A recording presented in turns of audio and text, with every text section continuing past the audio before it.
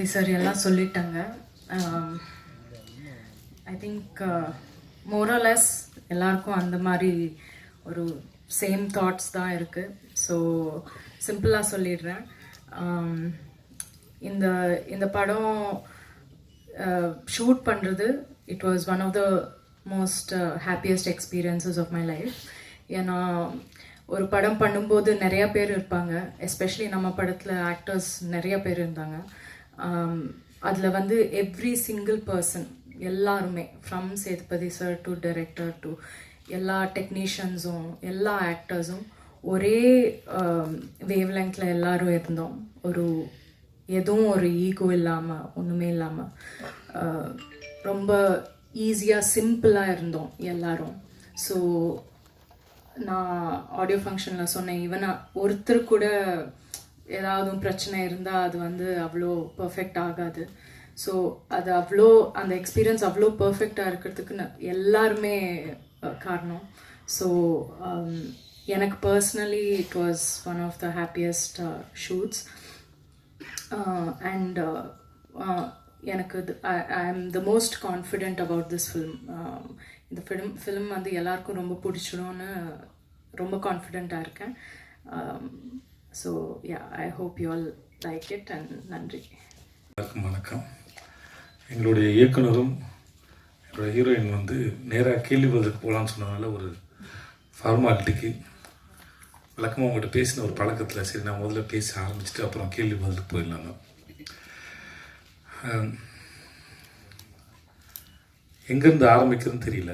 ஏன்னா இந்த படம் ஆரம்பிக்கிறதே ஒரு நிறைய சண்டை சச்சரவு நடுவில் தான் இந்த படம் முதல்ல தொடங்குது. முதல்ல அந்த இயக்குனரும் இந்த நடிகரும் ஒன்று சேர அந்த விஷயம் தொடங்குனது வந்து எங்களுக்கே எதிர்பார்க்கல. நானும் வந்து என்றைக்குமே இவரோட வேலை செய்யக்கூடாதுன்னு இருந்து, அவரும் என்னோட வேலை செய்யக்கூடாதுன்னு இருந்து, அதுக்கப்புறம் ரொம்ப சாதாரணமான ஏன்னா ரெண்டு பேருக்கும் பெருசாக தனிப்பட்ட முறையில் கோவம் எதுவும் இல்லாதனால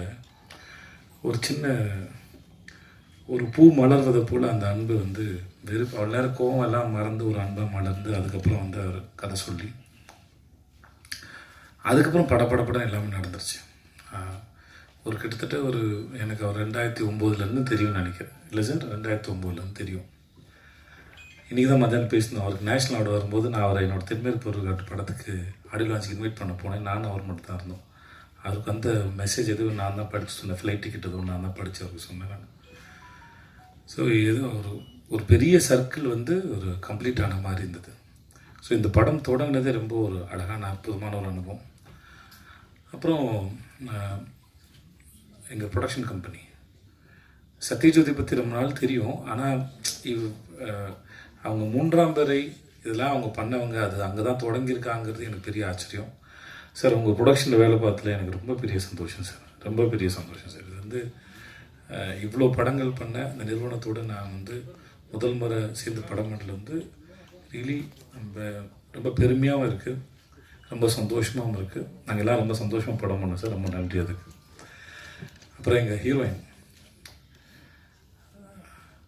நித்யாவோடு நான் 2019 வந்து 2020 வந்து 19 அப்படின்னு சொல்லிட்டு ஒரு மலையாள படம், அதில் ஒரு சின்ன கெஸ்ட் ரோல். ஆக்சுவலாக அது ஃபீமேல் சென்ட்ரிக் ஃபிலிம். அந்த டைரக்டர் வந்து அவங்க பேர் இந்து. ஸோ அவங்க நித்யா தான் நடிக்கிறாங்க, எனக்கு தெரியாது. ஆக்சுவலாக வந்து இந்துவோட கதை அது பிடிச்சி போய் அவங்களுக்காக பண்ணலான்னு சொல்லி போனது அது. அப்போ 2 பேரும் ஏதாவது ஒரு நல்லா எல்லாம் சேர்ந்து இது ஒரு படம் ஒர்க் பண்ணுவோம் அப்படின்னு பேசிட்டு வந்தது. அதுக்கப்புறம் இப்படி நடக்கணும் எதிர்பார்க்கல. ஏன்னா இந்த மாதிரியான ஒரு படம் நித்யாவோட ஒர்க் பண்ண ரொம்ப ஆசை இருந்துச்சு. ஆனால் இந்த மாதிரியான ஒரு படத்தில் அவங்களோட ஒர்க் பண்ணுறது பெரிய சந்தோஷம். படம் பார்க்கும்போது அவங்க எல்லாருக்கும் தெரியும். இந்த கதாபாத்திரத்தில் நித்யாவை தவிர வேறு யாரையும் இமேஜினே பண்ண முடியாது. எனக்கு தெரிஞ்சுக்க அவங்க பண்ண எல்லா படத்துலையும் அதுதான் நினைக்கிறேன். நித்யா ஒரு படம் நடித்தாங்கன்னா அதுக்கப்புறம் அந்த இடத்துல வேற ஒருத்தரை வச்சு பார்க்கவே முடியாது. அதுதான் நித்யா. ஏன்னா அது சும்மா வந்தோம், இது சீனு, இது டயலாகு, ஓகே இது கோரியோகிராஃபி, இதை நடிப்போம் அப்படின்லாம் இல்லை. அதை முழுமையாக புரிஞ்சுக்கிட்டு அது என்ன பண்ணலாமோ, இன்னும் எப்படிலாம் பண்ணலாமோ, டைரக்டருக்கு என்னெல்லாம் தேவையோ அது எல்லாத்தையும் சரியாக புரிஞ்சுட்டு அதை சரியாக பண்ணிடணும் மெனக்கிடக்கூடிய ரொம்ப அற்புதமான ஒரு ஆர்டிஸ்ட். நான் நித்யாவோட ஒர்க் பண்ணது ரொம்ப பெரிய சந்தோஷம். தேங்க்ஸ் நித்யா, அந்த படத்தில் நீங்கள் ரொம்ப நன்றி. பாண்டா சார் பற்றி சொல்லிட்டேன், சண்டே பற்றி தான் சொன்னேன். ஆனால் நிறைய பேரோட ஒர்க் பண்ணியிருக்கோம். ஆனால்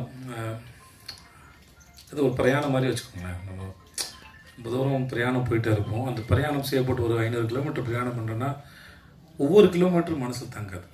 ஆனால் அது ஒரு 5-6 இடங்கள் எங்கேயாவது இலைப்பாறை இருப்போம், ஏதாவது இடத்த உட்காந்து ரசிச்சிருப்போம், எங்கேயாவது சாப்பிட்ருப்போம், எங்கேயும் சும்மா வெறும் நீர் இருந்திருக்கும், சில இடத்துல மேகங்கள் அழகாக இருக்கிற ரசிச்சிருப்போம், படங்கள் எடுத்திருப்போம். அந்த ஞாபகங்கள் மட்டும் வந்து அந்த பிரயாணத்தினுடைய மெமரிஸ். அந்த மெமரிஸ் வந்து திரும்பி ஒரு முறை நினைக்கும் போது அந்த பிரயாணத்துக்கு போயிட்டு வரலான்னு தோணும் வைக்கும். அந்த மாதிரி நான் அவரோட வேலை பார்த்தது ரொம்ப அற்புதமான பிரயாணத்தில் இருக்கக்கூடிய ஞாபகங்கள். முக்கியமான ஞாபகம் வந்து இயக்குனர் திரு பாண்டியராஜனுடைய எழுத்தில் இயக்கத்தில் வேலை பார்த்தது. அஃப்கோர்ஸ் கொஞ்சம் கஷ்டமாக இருந்தாலும், அந்த மனுஷன் டார்ச்சராக இருந்தாலும், சில சமயம் இந்த சொல்லுவாங்கள்ல, இந்த இவரோட படத்தில் ஒரு பசங்க படத்தில் வாங்க யாராவது பையனை அடிக்கிறதுக்கு ஆள் கூட்டு போவாங்களா சார், ஒரு பையன் இல்லையா, அந்த மாதிரி ப்ரொடக்ஷன் கம்பெனி எங்களை அடிக்கிறதுக்கு ஆள் வச்ச மாதிரி இருந்த ஆள் தான் பண்ணுறாச்சு. அவங்க 2 பேரையும் வந்து நித்யா மேனனி, விஜய் சேதுபதி வச்சு டார்ச்சர் பண்ணுங்க அப்படின்னு நினச்சா எப்படி இருக்குமோ அந்த மாதிரி தான். சும்மா சொல்கிறேன், நான் நிஜமாகவும் சொல்கிறேன், சும்மா மாதிரி நிஜமாக சொல்கிறேன், நிஜமாக மாதிரி சும்மா சொல்கிறேன். இது எப்படி சொல்கிறீங்கன்னு எடுத்துக்கோங்க. ஆனால் படன்னு இருக்கும். ஆனால் நின்று அதை ரசித்தோம். ஷூட்டிங்லாம் முடிஞ்சதுக்கப்புறம், அந்த கடைசி நாள் முடிஞ்சதுக்கப்புறம் அங்கே உட்காந்து ட்ரெஸ்லாம் மாற்றிட்டு வந்து திரும்பி ஒரு 3/4 மணி நேரம் 1 மணி நேரம் உட்காந்து நாங்கள் எல்லாம் பேசிகிட்டு இருந்தோம். என்ன அதை விட்டு போகிறதுக்கு மனசு இல்லை. இன்னும் இந்த ஷூட் வந்து இன்னும் ஒரு வாரம் சும்மா ஏதாச்சும் எடுக்கலாமா அப்படின்னு தோணுச்சு. அந்த அளவுக்கு. ஏன்னா அது ஒரு பெரிய குடும்பமாக இருந்தது. எல்லாருமே சரி, தீபாக்காவாக இருக்கட்டும், சரவணன் சாராக இருக்கட்டும், ரோஹனாக இருக்கட்டும், எங்கள் தங்கச்சி அறிஞர் ராகவதி, அவங்க பேர் என்ன சார், ரோஷினியாக இருக்கட்டும், குழந்தைங்களாக இருக்கும், மகிழினி. ஆக்சுவலாக அந்த குழந்தை வந்து முதல்ல ஆண் குழந்தைய அந்த ஸ்கிரிப்டில். அவள் பேர் மகிழினி. மகிழ் வந்ததுக்கப்புறம் அதோட அவளோட சரியான சாய்ஸ்ன்னு சொல்லி இந்த படத்தில் எங்களை ஆசீர்வதிக்க வந்த தெய்வம்னா அது மகிழினி தான் நினைக்கிறேன். இவர் பேப்பரில் எழுதுனதை எப்படி இவர் வாட்டுக்கு எழுதி வச்சுருக்காரு. இவங்க சண்டை போட்டுட்ருக்காங்க, குழந்தை தூங்குது, திடீர்னு குழந்தை முழிக்குது, திடீர்னு குழந்தை பேசுது, அப்படிலாம் ஒருத்தர் எழுதும்போது நம்மளாம் நடிச்சிருவோம். ஒரு வயசு குழந்தை இதெல்லாம் பண்ணுன்னா எப்படி தான் இதை எக்ஸிக்யூட் பண்ண போகிறாங்கன்னு எனக்கு பெரிய ஆச்சரியமாக இருந்தது. கேட்டேன், சார் இதெல்லாம் நடக்குமா சார், எழுதி வச்சுருக்கீங்க என்னென்னா, எல்லாம் நடக்கும் சார், வாங்க சார் அப்படின்னு. ஏன்னா நான் பசங்க பண்ணியிருக்கேன், பசங்க 2 பண்ணியிருக்கேன், எனக்கு தெரியும். நான் ஏதோ பேசுகிறாரு இப்போ, ஓகே அதெல்லாம் கொஞ்சம் வளர்ந்த குழந்தைங்க. இந்த குழந்தை எப்படி, எனக்கு பசங்க ஒன்றுலேயே ஒரு குழந்தை வந்து வீட்டுக்குள்ளே ஓடிக்கிட்டே இருக்கும்ல, நான் அந்த ஷாட் ரொம்ப ரசித்தேன். அந்த ஒரு குழந்தை வந்து அந்த கதையோ அந்த காட்சியை வந்து ரொம்ப நிஜமானதாக உயிருள்ளதாக மாற்றுறேன். அந்த குழந்தை எதுலேயும் பார்ட்டிசிபேட் பண்ணலான்னு பரவாயில்ல, அது சுற்றிக்கிட்டு இருக்கும்போதே வந்து அது ரொம்ப உயிருள்ளதாக மாறுது. அந்த மாதிரி மகிழ் அப்புறம் முத்துமணி மாலை 2 பேர் இருக்காங்க. முத்துமணி மாலை கூட கொஞ்சம் வளர்ந்த குழந்தை தான் அது. ஆனால் மகிழ் வந்து ரொம்ப குட்டி பாப்பா. ஆனால் இந்த கதையில் ஒரு டைரக்டர் என்னெல்லாம் எதிர்பார்த்தாரோ அது அத்தனையும் ரொம்ப அழகாக பண்ணால், ஒரு ஸ்டேஜில் எங்களை புரிஞ்சுக்கிட்டா, ஓகே இந்த ஷார்ட் எடுக்கிற நேரம் மட்டும்தான் இவங்க கூட இருக்கணும் இல்லையா, மற்ற நேரம் நான் எங்கள் அப்பா கூட இருந்துக்கலான்னு. பட் அந்த குழந்தை வந்து நித்யாவோடையும் தீபா கூட ரொம்ப பெட்டாக இருந்தது. என்னை பார்த்து கொஞ்சம் பயப்படும். மகிழ் வந்து இந்த படத்துக்கு வந்து எங்களுக்கு வந்து எங்களையும் எங்கள் தயாரிப்பாளரையும் படம் பார்க்க போவங்க எல்லாரையும் கண்டிப்பாக மகிழ்விக்கக்கூடிய ஒரு அவள் வர சீன்லாம் வந்து உங்கள் எல்லாருக்கும் ரொம்ப பிடிக்கும். அது அவ்வளோ உயிரோட்டமாக இருக்குன்னு நம்புகிறேன்.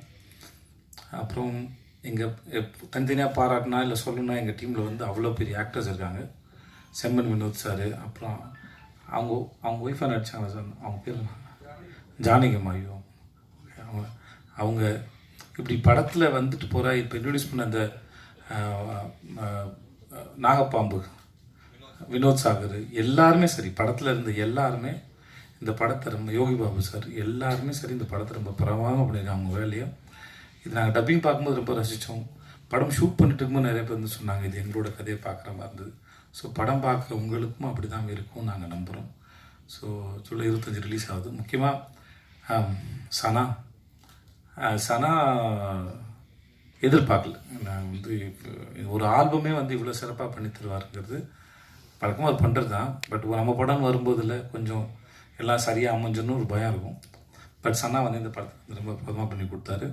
கேமராமேன் சுகுமார், ஆர்ட் டைரக்டர் வீரசம்பர், எங்கள் முக்கியம் ஃபைட் மாஸ்டர் கலை. எனக்கு அந்த பையனை வந்து 2013 தெரியும். அவன் எல்லா ஃபைட்டையும் சூப்பராக பண்ணி கொடுத்தான் கலை. அப்புறம் பாபா பாஸ்கர். ஸோ இது ஒரு ஃபுல் பேக்ட் என்டர்டெய்னர். படம் பார்க்கும்போது கண்டிப்பாக எல்லோரும் ரொம்ப என்ஜாய் பண்ணுவீங்க அப்படின்னு நாங்கள் முழுமையாக நம்புகிறோம். ஜூலை 25 ரிலீஸ் ஆகுது. தியேட்டருக்கு வந்து பாருங்கள். ரொம்ப நன்றி. Thanks so much. வணக்கம். அதான் சரி, ஸ்ட்ரெயிட்டாக கேள்விப்பல் போயிடலாமே அப்படின்னு இயக்குனர் வந்து இல்லை எனக்கு இன்னும் பேசுனது தான்ட்டார். அதனால் நாங்கள் நடிகராக தான் இன்றைக்கி வந்திருக்கோம். ரொம்ப நாள் ஆச்சு மீடியாவை சந்தித்து, கிட்டத்தட்ட ஒரு 3 வருஷத்துக்கு மேலே ஆச்சு. உங்களை சந்திக்கல எனக்கு ரொம்ப சந்தோஷம். தலைவன் தலைவி அந்த டைட்டில் தோன்றியது ஒரு அழகானது. கதை தோன்றியதுமே ஒரு அழகான நிகழ்ச்சி. அது அழகான சம்பவம். அது ஒரு உண்மை கதையிலிருந்து எடுத்து பண்ணியிருக்கேன். என் பையனுடைய பிறந்த நாளுக்காக ஒரு குலதெய்வம் கோயிலுக்கு போகும்போது நான் சந்தித்த 2 கேரக்டர், அதுதான் ஆகாச வீரன், பேரரசி. பார்த்ததை அப்படியே எடுத்தால் படமாகவே எடுக்க முடியாது. ஆனால் இப்படி இருந்தால் எப்படி இருக்கும் அப்படிங்கிற அந்த ஒரு கேள்வி தான் இந்த கேரக்டர். அதை எழுத ஆரம்பித்தேன். சும்மா ஒரு சிம்பிளாக ஒன்று எழுதலாம், ஒரு சிம்பிளான ஒரு இதுவாக எழுதலாம் அப்படின்னு அதை எழுத அது வேறு ஒன்றா மாறிச்சு. அது எழுதும்போது தான் ஆகாச வீரனுடைய அந்த கேரக்டருடைய வேல்யூ இருக்குல்ல. ஏன்னா சிரிக்க வைப்பான், அழுக வைப்பான், டார்ச்சர் பண்ணுவான். இவன் என்ன கேரக்டர்னே சொல்ல முடியாது. ஒரு ஹீரோ கேரக்டர்னால் ஒரு ஆர்க் இருக்கும்ல, நூல் பிடிச்சது மாதிரி போகணும், இப்படி தான் இருக்கும் அப்படின்னு ஒரு ஆர்க்கும். எந்த ஆர்க்குமே இல்லாத ஒரு கேரக்டர் தான் ஆகாச வீரன். அது எல்லா ஹீரோவுமே பண்ணிட முடியாது. அது ஏதோ சேதுபதி சாரை சந்தோஷப்படுத்தணும் அப்படிங்கிறத அந்த இடத்துல சொல்ல, இந்த கேரக்டரை விஜய் சேது சார் மட்டும்தான் பண்ண முடியும். அதை நீங்கள் பார்க்கும்போது ப்ரெஸ்ஸோ போடுவான், நான் வந்து வெளில நிற்பேன், அப்போ நீங்கள் சொல்லுவீங்க. இதை அவர் மட்டும்தான் பண்ண முடியும். இந்த கேரக்டரை நான் இவர் பண்ணால் தான் நல்லாயிருக்கும் அப்படிங்கிறதையும் நம்பினேன். என்னென்னா அந்த கேரக்டருடைய இது, ஏன்னா டக்குன்னு மாறிக்கிட்டே இருக்கும். ஒரு சீரியஸாக போயிட்டுருக்கும், மாஸாக போயிட்டுருக்கும், அது பையன் அப்படியே காமெடியாக மாறும். காமெடி போயிட்டே இருக்கும், டக்குன்னு அது எமோஷனில் மாறும். அதான் ஒரு இந்த புதுசாக வண்டி ஓட்ட தெரியாமல் வண்டி ஓட்டுவாங்கல்ல, அப்படி ஒரு கேரக்டர் இந்த கேரக்டர். ஆனால் ரசிக்கக்கூடிய கேரக்டராக இருக்கும், ரொம்ப லவ் பண்ணக்கூடிய ஒரு கேரக்டராக இருக்கும். எந்த இடத்துலையுமே அந்த கேரக்டர் மேலே இரிட்டேஷனே வராது. கொஞ்சம் விட்டோம்னா அந்த கேரக்டர் மேலே ஒரு பயங்கர இரிட்டேஷன் வந்துடும். அப்போ இது அவர் மட்டும்தான் பண்ண முடியும். அது அவர் ரொம்ப அழகாக, ரொம்ப ரசித்து அதை எடுத்தோம். ஸ்பாட்லேயே எல்லாருமே வந்து அதை அவர் பண்ணுற ஒவ்வொரு மொமெண்ட்டையுமே ரொம்ப ரசித்தோம், சிரித்தோம். எல்லாருமே பொதுவாக யூனிட்டில் வந்து தூரமாக போயிடுவாங்க. ஒரு கட்டத்துக்கு மேலே ஒரு 4-5 நாளில் அப்படியே அங்கே போய் உட்காந்துருவாங்க. ஆனால் நித்யாவும் சேது சார் பண்ணும்போது வேடிக்கை பார்ப்பாங்க. ஒரு ஒட்டமாக மேனேஜர் எல்லாரும் வந்து நிற்பாங்க. அதை அழகாக அவங்க ஆக்டிங் அப்படி அழகாக இருந்தது. அதே மாதிரி தான் பேரரசி கேரக்டர். பேரரசி இப்படித்தான் அப்படின்னு ஒரு எந்த ஆர்க்குமே இருக்காது. அவளும் அப்படித்தான், ரொம்ப அன்பானவ, அழகானவ, அழகான அம்மா, நல்ல மருமக, நல்ல மனைவி. டப்புன்னு எப்போ மாறுவா, எப்படி மாறுவான்னு எல்லாருடைய மனைவி மாதிரி இருந்தால் அவளை எப்படி ஹேண்டில் பண்ணுறதுங்கிறதே ரொம்ப கஷ்டமான கேரக்டர். ஆனால் அவள் ரொம்ப பிடிக்கும். ரொம்ப ஹஸ்பண்ட் அப்படி லவ் பண்ணுவாள். அப்போ இந்த கேரக்டர் யார் பண்ணுறது அப்படின்னா அது நித்யாவை தவிர வேறு ஒரு ஆப்ஷன் எனக்கு இல்லவே இல்லை. நான் இது வரைக்கும் 11வது படம், எனக்கு 10 படங்கள்லையுமே என்னுடைய ஹீரோயின் நான் நினச்ச ஹீரோயின் எனக்கு வந்ததே கிடையாது. முதல் தடவையாக என்ன ஸ்கிரிப்டில் எழுதணும்னோ நித்யா மேனன் தான் இது ஹீரோயின்னா எனக்கு இந்த படத்தில் வந்திருக்கு. அப்படி இந்த படத்துக்கு நான் நினச்ச ஹீரோயின் கொடுத்த என் தயாரிப்பாளர் சத்யஜோதி தியாகராசன் சாருக்கும், செந்தில் சார், அர்ஜுன் சார், ரொம்ப நன்றி. அந்த கேரக்டரை வந்து நித்யா, அதாவது அது டாமன்ஜெரி லவ்னு சொல்லுவோம்ல, ஒரு புருஷன் பொண்டாட்டி சண்டையே நிறைய பேருக்கு கனெக்ட் ஆகும். அவங்க ஹஸ்பண்டோ அவங்க மனைவியோ அது வந்து 2 பேரும் என்னமோ உண்மையாகவே இவங்க வாழ்ந்தாங்களோ அப்படிங்கிற அளவுக்கு சாருடைய மனைவி வந்து கோவப்படுற அளவுக்கு 2 பேரும் அவ்வளவு உண்மையாகவே இவங்க வாழ்ந்துருக்காங்கடா அப்படிங்கிற அளவுக்கு அழகாக நடிச்சு கொடுத்தாங்க 2 பேருமே. ஆனால் கொஞ்சம் டார்ச்சர் தான் சார். ஏன்னா முதல் நாள் 2 பேர் ஃபஸ்ட்டு 2 நாள் சேது சார் மட்டும் வச்சு எடுத்துட்டேன். 3வது நாள் தான் 2 பேர் காம்பினேஷனும் சாஃப்டாக ஆரம்பித்தேன். நித்யா மேனுக்கு வந்து சாமி கும்பிட்டு அப்படி ஒரு மணி அடிச்சுட்டு கும்பிட்டு போங்க. இந்த சாங்கில் பார்த்தீங்கல்ல அது அப்படின்னா ரொம்ப சாஃப்டான டேரக்டர் அப்படின்னு அவங்க நினச்சாங்க. அப்புறம் 2 பேரையும் வச்சு ஒரு லவ்வர்ஸ் பேசிக்கிற மாதிரி ஒரு சீன் எடுத்தேன். அது உட்காந்தே தான் பேசணும், ரொம்ப ஜாலியாக சிரிச்சுக்கிட்டே எடுத்தோம். அந்த சீனும் நல்லா ரொம்ப வந்தது. படம் ஃபுல்லாக அப்படி தான் இருக்கும் அப்படின்னு நினச்சாங்க. அப்புறம் கொஞ்சம் ஸ்பீடாக ஷிஃப்டிங் அப்படின்னேன். நல்ல வெயில், அந்த ஒரு டாப் ஆங்கிளில் பார்த்துருப்பீங்கல்ல, ஒரு பாறைக்கு நடுவில் பள்ளமாக இருக்கும். கொஞ்சம் தடுமாறுனா அங்கிட்டு போய் விழுந்துடணும், இல்லை இங்கிட்டு விழுந்துடணும். அவ்வளோ ஒரு ரிஸ்க்கான இடம். அது நடுவில் பைக் ஓட்ட விட்டேன். அப்படியே பார்த்தாங்க, இதுலேயே சார் வண்டியை ஓட்டணும் அப்படின்னு. முன்னாடியே உட்காரணும் அப்படின்னா நல்லா உட்காரணும். அந்த சாங்கில் இருக்கும். அது கொஞ்சம் என் மூடு இதுதான் அப்படின்னு உங்களுக்கு முகத்தை காமிச்சேன். சரி இதை முடிச்சுட்டு விட்டுருவார் போல, ஏன்னா 4:30 ஆயிடுச்சு அதை எடுத்து முடிக்கும்போது. சரி ஃபஸ்ட்டு நாள் கொஞ்சம் மூடாகவே நல்லா நிறைய எடுத்துட்டான், விட்டுருவார் அப்படின்னு நினச்சாங்க. பக்கத்தில் யானைமலை இருக்குது, கொஞ்சம் மேலே ஏறுமா நல்லா இருக்கும் அப்படின்னா, இது இன்னொரு நாள் எடுத்துக்கலாமே அப்படின்னாங்க. இல்லை அடுத்த நாள் கூட்டம் வந்துடும், ஷூட்டிங் எடுக்கும் தெரிஞ்சு, இப்போ நான் ஃப்ரீயாகிட்டு வந்துடலாம், பர்மிஷன் நைட் தான் இருக்குது. சரி நீ ஏறினா மலை ஏறிக்கிட்டு இருக்கா, ஒரு 1 ஹவர் ஏறலாம், 45 நிமிஷம் இருக்குமா, அதை ஏறிட்டு அதை எடுத்துட்டான். நினச்சது எல்லாத்தையுமே எடுத்துட்டான். ஏன்னா ஃபஸ்ட்டு நாளே இப்படி வச்சு பண்ணுறீங்க அப்படின்னாங்க. இல்லை மைண்ட் செட் ஆகிக்கிங்க, இதை நான் அப்படின்றேன். ஃபஸ்ட்டு நாளே எப்போவுமே நான் ஆர்டிஸ்ட்டுக்கு மைண்ட் செட் பண்ணிடுவேன், இதுதான் இப்படி தான் எடுக்கணும் அப்படின்னா. ஆனால் அது 70 நாளும் அதுதான். ஃபஸ்ட் நாள் எப்படி ஓடணுமோ அதே மாதிரி நான் ஓடிக்கிட்டே இருக்கும்போது கொஞ்சம் யாராவது நடந்தால் எனக்கு கோபம் வரும். அந்த கோபத்தை தான் நான் எதுவாக காமிச்சிருப்பேன். அப்படி காமிச்சிருந்தேன், சாரி சார். அதே மாதிரி தான் தயாரிப்பாளர் செயலையும் அந்த மாதிரி தான். நான் ஏதாவது இதுவானா டக்குன்னு செந்தில் சாருக்கு ஃபோன் அடிச்சு, சார் அது நடக்கலை சார், ஏன் சார் நடக்கலை அப்படின்னு சொல்லி கோவப்படுவேன். என்னன்னா அந்த படம் நல்லா வரணும், அந்த சொன்ன பட்ஜெட்டுக்குள்ளே முடிச்சுடணும். எனக்கு என்னென்னா அந்த சொன்ன வார்த்தையை காப்பாற்றணும். இத்தனை நாள்னா அத்தனை நாளைக்குள்ள முடிச்சிடணும், இந்த பட்ஜெட்னா இந்த பட்ஜெட்டுக்குள்ளே முடிச்சிடணும், ஆர்டிஸ்ட்டுக்கு இத்தனை நாள்னா அத்தனை நாளைக்குள்ள முடிச்சிடணும். திருப்பி இன்னொரு 10 நாள் கிடைக்குமா, இன்னொரு 5 நாள் கிடைக்குமா, இன்னொரு அது தேவையில்லாத இது வரும். அதுக்காகத்தான் என்னுடைய வேலையை நான் கரெக்டாக பண்ணணும் அப்படிங்கிறது மட்டும்தான். மற்ற எல்லாருமே பயங்கரமாக லவ் பண்ணுற ஒரு கேரக்டர் தான். பத்திரிகையாளர்களுக்கும் இப்போ மிகவும் நன்றி வந்ததற்கு. இது நாங்கள் 3 தலைமுறையாக திரைப்படத்துக்கும் திரைப்படத்துறைக்கும் இன்றைக்கும் எங்களுக்கு சப்போர்ட் இருக்கிறது. நீங்களும் எங்களுக்கு சப்போர்ட் பண்ணிட்டு கொண்டு இருக்கிறீர்கள். ஆகவே இது ரொம்ப நன்றி வந்தது. நிக்கில் சார் சொன்னது மாதிரி இது ஒரு அற்புதமான குடும்ப திரைப்படம். இப்போதைக்கு பார்த்தீங்கன்னா பாண்டியராஜ் சார் ஒரு சுயம்பு தனிப்பட்ட முயற்சியில் இவ்வளோ பெரிய டேரக்டராக வளர்ந்து வந்திருக்கிறார். அவர் எடுத்த எல்லா படங்களும் பெரிய வெற்றி படங்கள் தான். அதனால் அவரை கதை சொன்னோன்னா அப்பாவுக்கு ரொம்ப பிடிச்சிருந்துச்சு, நல்லா எங்களுக்கு ரொம்ப பிடிச்சிருந்துச்சு. It's great opportunity also to Vijay Sethu sir கூட ஒர்க் பண்ணுறது முதல்ல. இன்னைக்கு அவரோட புகழ் பார்த்தீங்கன்னா நீங்கள் சைனா வரைக்கும் போயிருக்கு. மகாராஜா என்ற படம் பார்த்தீங்கன்னா ஆல்மோஸ்ட் $10 million 80 crores நாங்கள் பண்ணியிருக்கு. ஹாங்காங்லேயே அவர் டென்சில் வாஷிங்டன் மாதிரிங்கிறாங்க. ஸோ அதனால் அவர் அந்த அளவுக்கு ரீச் ஆகிருக்காரு. கல்கட்டா போனால் கூட அவர் பிக்சர் தான் பேசுகிறார். தமிழ் சினிமானாவே விஜய் சேதுபதி சார் தான் சொல்கிறாங்க. ஆகவே அது ரொம்ப அவரோட ரீச்சு, அது எங்களுக்கு பெரிய பெரிய பொக்கிஷம் அவர் கூட ஒர்க் பண்ணுறது. நித்யா மேடம் பற்றி சொல்லணும்னு தேவையில்லை.